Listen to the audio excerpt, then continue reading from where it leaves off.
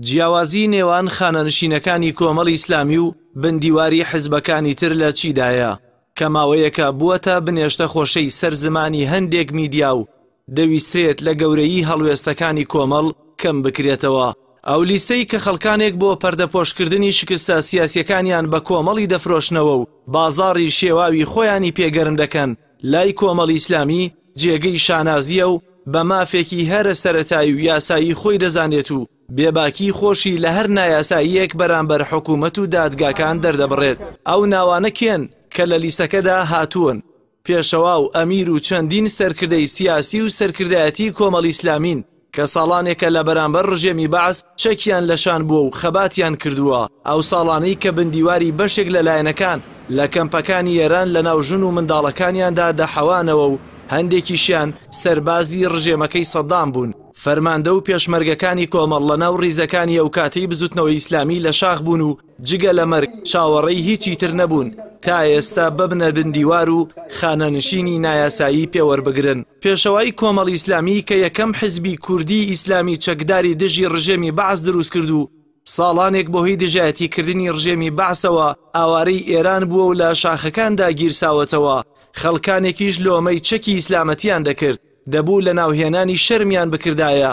چه جایەوەی بە بندیوار ناوی بهێنرێت و باری لاری خۆیانی پێڕاست بکەنەوە. بەپێی یاسای ڕێزلێنانی پێشمەرگە لە ساڵی 1964ەوە هەر کەسێک خەباتی سیاسی و سەربازی لە پێناو بەدیهاتنی مافەڕەوەکانی گەلی کورد کردبێت ئەوە بەپێی یاسا خانەنشین دەکرێت و ناوی خانەنشینەکانی کۆمەڵی ئیسلامیش لە چوارچێوەی ئەو یاسایەدایە و هەمویان لە پێش ڕاپەڕین پێشمەرگە بوون و چەندین نەبەردیان تۆمار کردووە. خۆ ئەگەر ئەو ئەندامانەی کۆمەڵ کە خانەنشینی پێشمەرگە کراون پێشتر خەباتی پێشمەرگایەتیان کردووە، ئەوە خەڵکانێک ئەو کات ئەو خەباتیان بە ناشەرعی دەزانی بەرامبەر ڕژێمی بەعس و گومانیان لە دڵی پێشمەرگەکانی بزوتنەوەی ئیسلامی دروست دەکرد و هەوڵی ئەوەیان دەدا نیشانەی پرسیار لەسەر ئەو خەباتە دروست بکەن تا کار گەیشتە ئەوەی ڕابەری گشتی ئەو کاتی بزوتنەوەی ئیسلامی بەڕێزخوا لێ خۆشبوو جەنابی مام سامەلا عوسمان فەرمووی واللهی گەر بەتەنهاش بم ئەو جیهادە لە بەرامبەر ڕژێمی بەعسدا دەکەم. ئێستاش هەر لە سایە ئەو خەباتەدایە کە تەواوی ئیسلامیەکان شانازی پێوە دەکەن.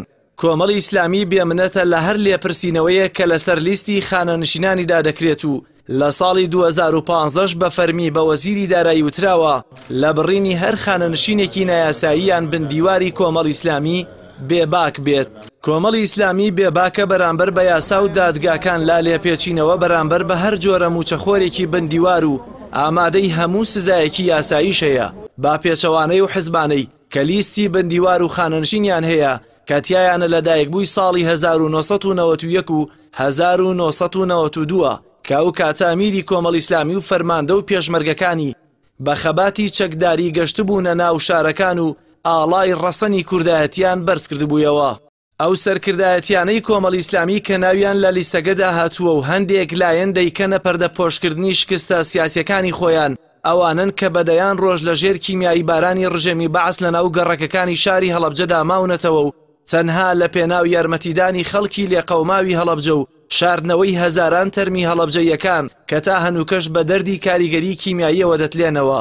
ئەوانن کە چەندین نەبەردی قارەمانانەیان لە قەرەداخ و کەرکووک تۆمار کردووە و دەرگای زیندانەکانی بەعسیان لە بانیمەقان و کەرکووک شکاند. ئێستش هەندێک میدیا وەک هەنگوینیان لە کولۆرەدارە دۆزی بێتەوە، بە بندیوار ناویان دەهێنن، جا پێدەچێت بەهۆی بێئاگاییان بێت لە خەباتی ئەو فەرماندە و پێشمەرگانە چونکە بەرپرسەکانیان ئەو کات هەرێمیان جێهێشت بوو، یان پێدەچێت بە مەبەستی شێواندنی هەڵوێستە سیاسیەکانی کۆمەڵ بێت کە خەڵک و شەقام بەرزیان دەنرخێنێت و لە نرخیان کەم بکەنەوە کە ڕوون و دیاریشە خەڵک و شەقام ئەو بەرەیەن بە درۆ و دەلەسە چەواشە ناکرێن.